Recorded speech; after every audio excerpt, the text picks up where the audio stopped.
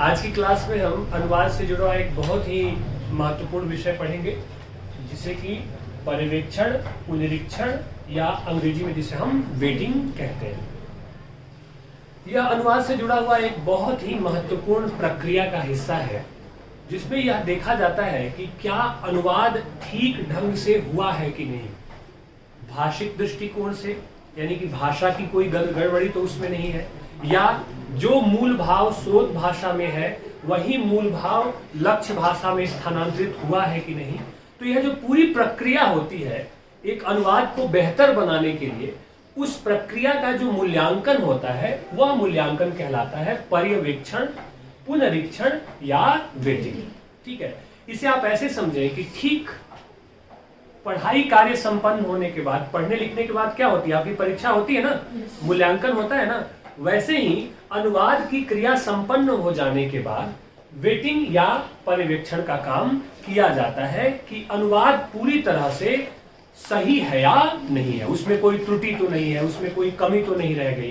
तो ये जो प्रक्रिया होती है उसे हम पर्यवेक्षण कहते हैं। ठीक है, पर्यवेक्षण को जब हम तोड़ते हैं तो यह मिलता है, दो शब्दों से मिलकर बना है, परि जोड़ इक्षण, जिसका अर्थ होता है, परि का अर्थ होता है चारों ओर और इक्षण का अर्थ होता है देखना। तात्पर्य यह है कि ऐसी प्रक्रिया जिसमें अनुवाद हो जाने के बाद हम चारों तरफ से मतलब है कि सभी तरह से, सभी संदर्भों को ध्यान में रखते हुए अनुवाद का मूल्यांकन करते हैं कि अनुवाद सही है या नहीं, बेहतर है या नहीं। उस प्रक्रिया को हम पर्यवेक्षण, परीक्षण या पुनरीक्षण कहते हैं। आगे बात समझ में। अब यह सवाल यह उठता है कि क्या अनुवादक को ही पर्यवेक्षण या पुनरीक्षण का काम करना चाहिए? तो उत्तर है कि हाँ, यह भी संभव है कि अनुवादक जिसने स्वयं अनुवाद किया है वह भी पुनरीक्षण या पर्यवेक्षण का काम कर सकता है। लेकिन सामान्यतः यह माना जाता है कि जिस व्यक्ति ने, जिसने स्वयं अनुवाद किया है, उसको हो सकता है कि अपनी त्रुटि या अपनी गलती दिखाई न दे। इसलिए ज्यादातर मामलों में यह पसंद किया जाता है कि पर्यवेक्षण का काम या पुनरीक्षण का काम अनुवादक से अलग कोई व्यक्ति करे, जो स्वयं अनुवाद के क्षेत्र में अच्छी जानकारी रखता हो या जिसे अनुवाद की बारीकियों के बारे में ठीक से मालूम हो। आगे बात समझिए। अब यह देखना यह होता है कि अनुवाद पर्यवेक्षण में सिर्फ अनुवादक जो होता है या पर्यवेक्षक जो होता है वह यह नहीं देखता है कि अनुवाद ठीक हुआ है कि नहीं हुआ है, वह यह भी देखता है कि भाषिक दृष्टिकोण से कोई कमी तो नहीं रह गई, शब्द प्रयोग में सावधानी बरती गई है कि नहीं, वाक्य विन्यास ठीक है कि नहीं। ठीक है, और दूसरा क्या देखता है कि जो मूल अर्थ है स्रोत भाषा में किसी भी रचना का, मूल भाव और जो विचार है वह विचार, भाव और संवेदना लक्ष्य भाषा में ठीक ढंग से स्थानांतरित हो पाया है या नहीं।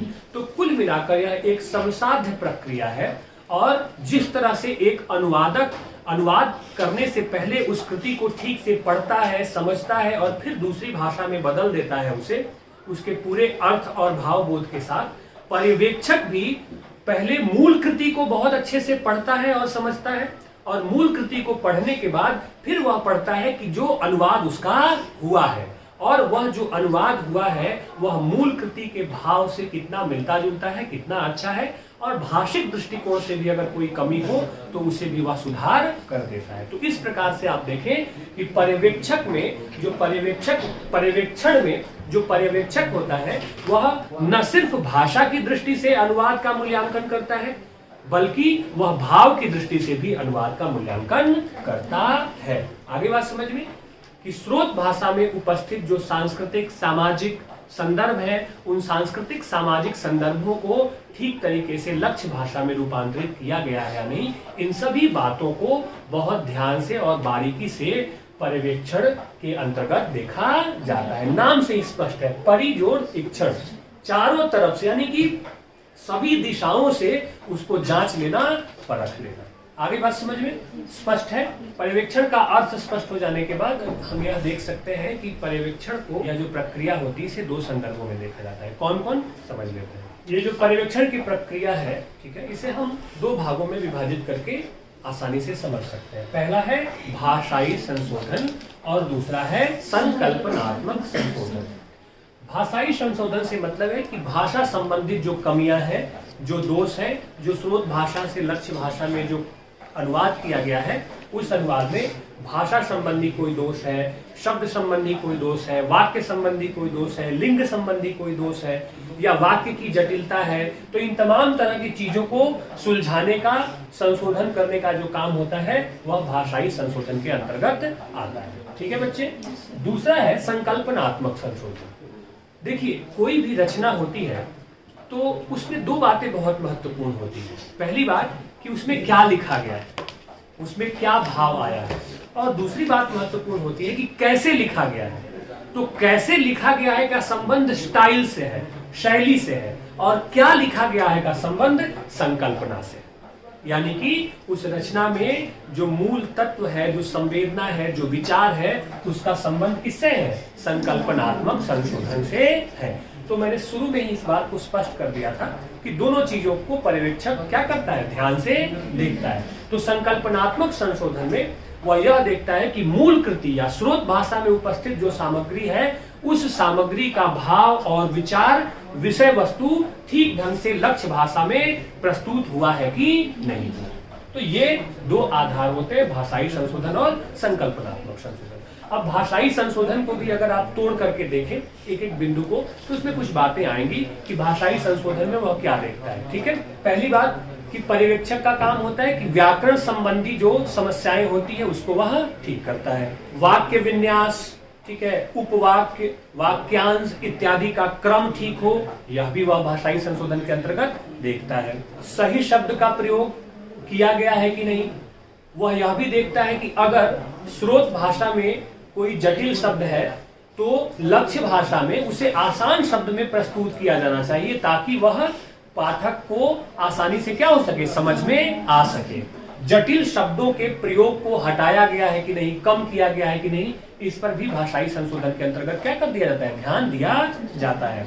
यानी कि आप कह सकते हैं कि कठिन शब्दों को छोड़ना और सरल शब्दों को ग्रहण करना। भाषा प्रवाहपूर्ण है कि नहीं, यानी कि भाषा को पढ़ते हुए एक आनंद की अनुभूति हो रही है कि नहीं, प्रवाहमयी भाषा है कि नहीं, इस बारे में भी इस पर ध्यान दिया जाता है। भाषाई संशोधन में पर्यवेक्षक यह निश्चित करता है कि कोई वाक्य छूट न जाए, ठीक है, कोई शब्द छूट न जाए, इस पर भी वह क्या करता है? ध्यान देता है। साथ ही साथ वह अनुवाद की जो शैली है उसके प्रति तटस्थ रहता है, ठीक है ना, बिल्कुल बैलेंस रहता है, और पुनरीक्षण को थोपता नहीं है। ऐसा नहीं कि पुनरीक्षण करने बैठे हैं तो इतनी कमियां निकाल दी कि अच्छी कृति भी क्या हो गई? खराब हो जाए। ठीक है। तो पुनरीक्षक को बहुत बैलेंस रहने की, संतुलित रहने की आवश्यकता होती है। तो ये आ गया भाषाई संशोधन। उसके बाद आता है संकल्पनात्मक संशोधन। जैसा कि मैंने पहले ही बताया, संकल्पनात्मक संशोधन का संबंध रचना में उपस्थित मूल भाव, विचार और संवेदना से। ठीक है। जैसे कि कोई कहानी, मान लीजिए एक कहानी है ईदगाह। तो ईदगाह कहानी में बाल मनोविज्ञान है, हामिद का चित्रण है, आप सबने वो कहानी पढ़ी है, ठीक है ना। उसकी दादी है, उसके अपने मित्रों के साथ उसका संवाद है, बातचीत है, ठीक है। तो उसमें एक भाव है, उसमें एक इंटेंस है। तो उसका अनुवाद अगर अंग्रेजी या किसी और भाषा में जब किया जा रहा है तो वह भाव जो कि प्रेमचंद की मूल कहानी में उपस्थित है, वही भाव, वही इंटेंस, वही जिज्ञासा दूसरी भाषा में प्रकट हो रही है या नहीं। तो क्या लिखा गया है, कौन से तत्व उस रचना में मौजूद है, उसका स्थानांतरण दूसरी रचना में हुआ है कि नहीं, इस पर पूरे ध्यान से देखने की जो प्रक्रिया होती है उसे हम कहते हैं संकल्पनात्मक संशोधन। ठीक है। और जब ये दोनों प्रकार के संशोधन ठीक ढंग से पर्यवेक्षक द्वारा या पुनरीक्षक द्वारा किया जाता है तो अनुवाद में जो वेटिंग का काम होता है, पर्यवेक्षण का काम होता है, वह संतुलित माना जाता है और अच्छा माना जाता है। इस प्रकार वह अनुवाद ठीक हुआ है कि नहीं, इसकी पूरी जांच पड़ताल इन दो स्रोतों के अंतर्गत, इन दो संदर्भों में देखा जा सकता है। आई बात समझ में? सवाल ये उठता है कि आखिर पर्यवेक्षण की आवश्यकता क्यों पड़ती है? तो इसका एक बहुत बड़ा कारण यह होता है कि अनुवादक कई बार किसी काम को जल्दी जल्दी करने की कोशिश में, जल्दबाजी की कोशिश में बहुत ध्यान से या बहुत श्रम से काम नहीं करता, या किसी दबाव में भी, कई बार किसी दबाव में भी वह ठीक से कर नहीं पाता है। साथ ही साथ जो व्यावसायिक अनुवादक होते हैं, जो एक ही समय में बहुत सारा अनुवाद करके और धन अर्जित करना चाहते हैं, तो वो जल्दी करते हैं, ठीक है, क्योंकि उनके लिए धनोपार्जन बहुत महत्वपूर्ण हो जाता है। तो ऐसे में पर्यवेक्षण का काम बहुत जरूरी हो जाता है। खास तौर पे जो साहित्यिक कृतियां हैं उनमें तो और ज्यादा महत्वपूर्ण हो जाता है कि किसी बड़ी रचना का अगर अनुवाद हुआ है, ठीक है, तो उसे ठीक से जांचा परखा जाए पाठकों तक पहुंचने से पहले। तो ये बहुत महत्वपूर्ण हो जाता है और यह काम स्वयं अनुवादक भी कर सकता है और कोई दूसरा व्यक्ति भी कर सकता है। हालांकि यह माना जाता है कि अपने ही अनुवाद का पर्यवेक्षण करते समय असावधानी होने की या त्रुटि रहने की संभावना ज्यादा होती है, जबकि दूसरा व्यक्ति अगर करे तो वह ज्यादा बारीकी से उसे कर पाता है। अब हमें यह ध्यान देना है कि एक जो पर्यवेक्षक होता है, जो यह वेटिंग का काम या पुनरीक्षण का काम करता है, उसमें कौन कौन से गुण होने चाहिए और किन गुणों के आधार पर वह अच्छा पुनरीक्षण या वेटिंग का काम कर सकता है। ठीक है बच्चे, चलिए अब हमारा अगला टॉपिक है कि पर्यवेक्षक जो होता है उसमें कौन कौन से गुण होने चाहिए या पर्यवेक्षक को किन किन सिद्धांतों का ध्यान रखना चाहिए। तो पहला सिद्धांत है कि पर्यवेक्षक को सबसे पहले जो मूल कृति है जिसका कि अनुवाद दूसरी भाषा में किया गया है, तो जो मूल कृति है जिसका अनुवाद हुआ है उसे ध्यान से और बार बार पढ़ना चाहिए ताकि वह मूल कृति के भाव को हृदयंगम कर सके, हृदय में स्थापित कर सके।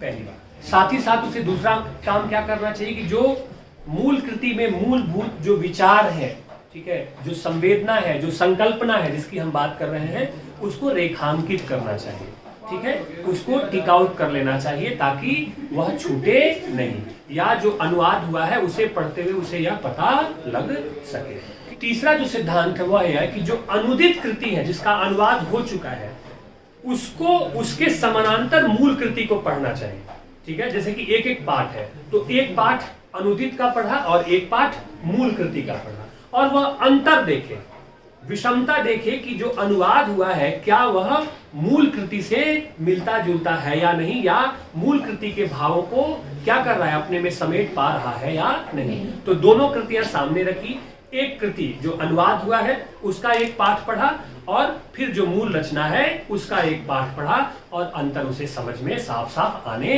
लगेगा और वह यह भी समझ जाएगा कि कहाँ सुधार की संभावना बनी हुई है। ठीक है बच्चे, जो अनुदित सामग्री है, ठीक है, वह मूल रचना के समान अपना प्रभाव पाठकों पर छोड़ पा रही है या नहीं, इसे भी वह ठीक से उसे समझना चाहिए। इसके लिए क्या करना चाहिए, वह स्वतंत्र रूप से एक बार मूल कृति को पढ़े, उसके भाव को महसूस करे और एक बार स्वतंत्र रूप से अनुदित कृति को पढ़े और उसका भाव महसूस करे, ताकि वह दोनों स्तरों पे, भाषाई संशोधन के स्तर पे भी और संकल्पनात्मक संशोधन के स्तर पे भी पुनरीक्षण की जो प्रक्रिया है उसे ठीक से संपादित कर सके।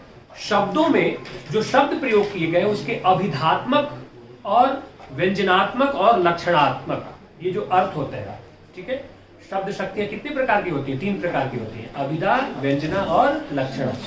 तो ठीक ढंग से उनकी व्यंजनात्मक शक्ति या लक्षणात्मक शक्ति अनुदित कृति में व्यक्त हुई है कि नहीं, इसे भी ठीक से ध्यान में रखना चाहिए। जैसे कि मान लीजिए मूल कृति में कोई मुहावरा प्रयुक्त हुआ है, ठीक है, या कोई लोकोक्ति प्रयुक्त हुआ है, उसका अनुवाद जब हो रहा है तो उस मुहावरे या उस लोकोक्ति का जो संदर्भ है या जो उसका भाव है वह लक्षणात्मक संदर्भों में अनुदित कृति में व्यक्त हुआ है कि नहीं, इसकी भी जांच पड़ताल उसे करनी चाहिए। यह भी इसका एक महत्वपूर्ण सिद्धांत होता है। अगला सिद्धांत यह है कि अनुवाद में अनुवादक की अपनी शैली, अपनी प्रतिभा तो आ सकती है, क्योंकि वह स्वतंत्र विचार भी कर सकता है, ठीक है, लेकिन पर्यवेक्षक को यह कोशिश करनी चाहिए कि उसकी अपनी शैली न आए, क्योंकि पर्यवेक्षक भी क्या है, अनुवादक है।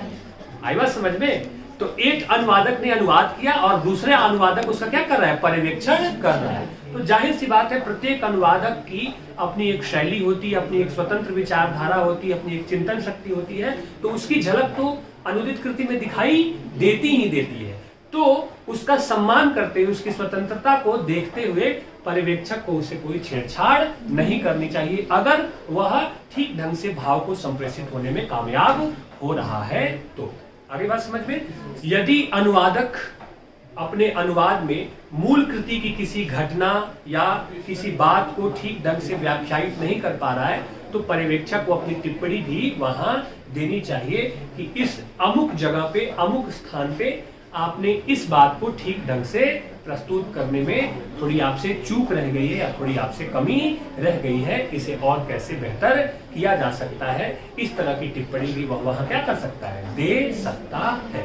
आगे बात समझ में? तो ये पर्यवेक्षण के कुछ सिद्धांत हैं जिसे पर्यवेक्षक को क्या करना चाहिए, अपनाना चाहिए। आगे बात समझ में? तो हमने आज क्या क्या सीखा?